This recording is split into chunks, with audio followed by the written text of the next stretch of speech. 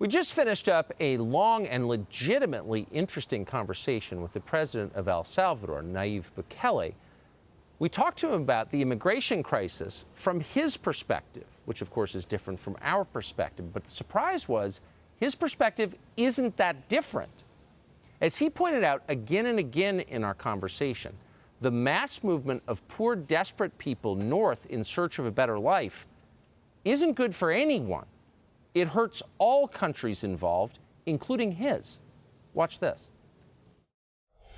Mr. President, thanks for joining us. Thank you, Tucker, for inviting me. So there are an estimated 2 million Salvadorans living in the United States. Maybe a little more. Maybe more, and more coming now. Yeah. Why do you think so many people have moved from this country to the U.S.? Well, it's obvious. I mean, our country has failed to provide two basic things, which are the two main drivers of immigration, which is the lack of economic opportunity and the lack of security. Most people doesn't want to leave their country. Right. They like their culture, they like their food, they like their weather. I mean, it's their country. They have their family members here, their friends. Most people leave their country because of two main reasons, and those are the two main reasons. And if you add up the civil war we had in the 80s, well, that was the main driver at the beginning. And then you have people, that have cousins over there, and then the cousin says, "Oh, come here, and you'll find a job here." And there's relative security based on what you have over there and what you have here. And so those are the main drivers of immigration. Our country has failed to provide security and economic opportunity, so people leave. But if the richest country in the world says, if you cross over the border, we will give you free healthcare, free education, all these benefits, that's a draw, isn't it?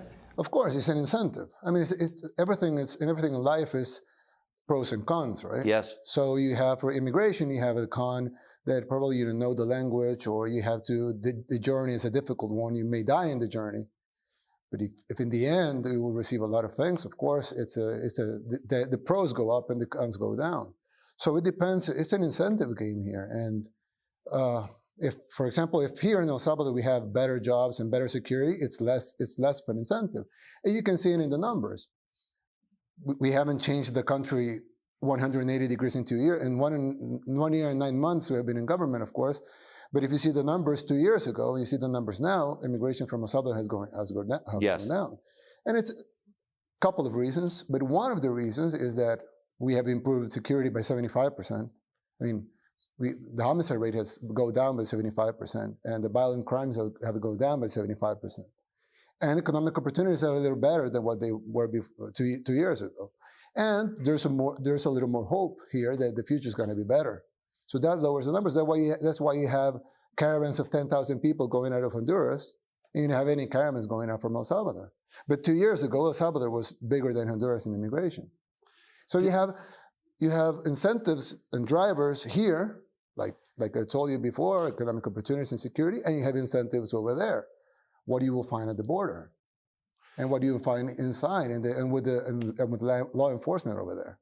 Losing energetic, risk-taking people is obviously bad for your country. You want to keep people like that here. Do you resent the fact that the United States has offered all these incentives for people to leave your country and go there? No, I would never resent that. But I just think that for a country, it's not profitable to get the people out. First, it's immoral. I mean, you need to provide for your people, right? That's the moral issue. But you also have an economic issue.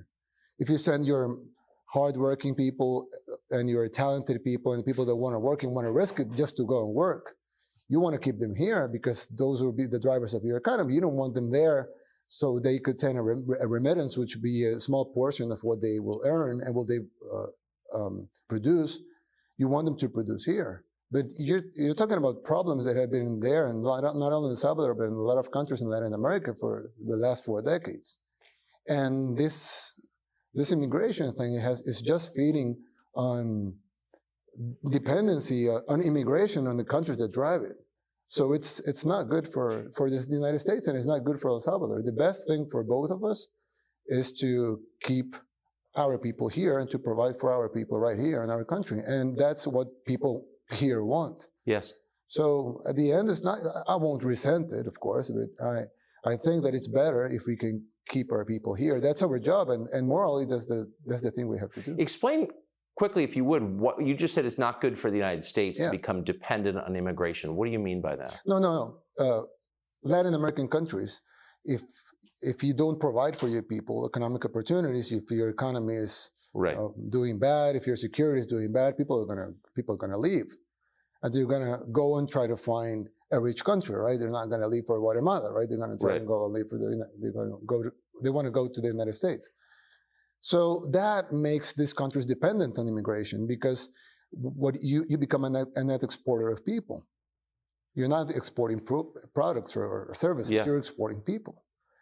So that makes your economy dependent on that because then those people send money back Right. to their home countries, which is not a good economic formula, but it makes the economies dependent on that.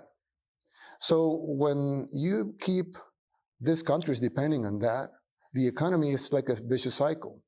So it's bad for the United States because immigration will go up, and it's bad for our countries because people leaving the country will go up as well. So it's bad for both of us.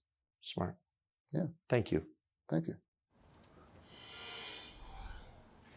Conversation went on and turned to MS-13. We're actually going to a prison tomorrow to interview MS-13 members here in El Salvador. But you'll see the whole thing on Fox Nation as part of an original series pretty soon, probably next month.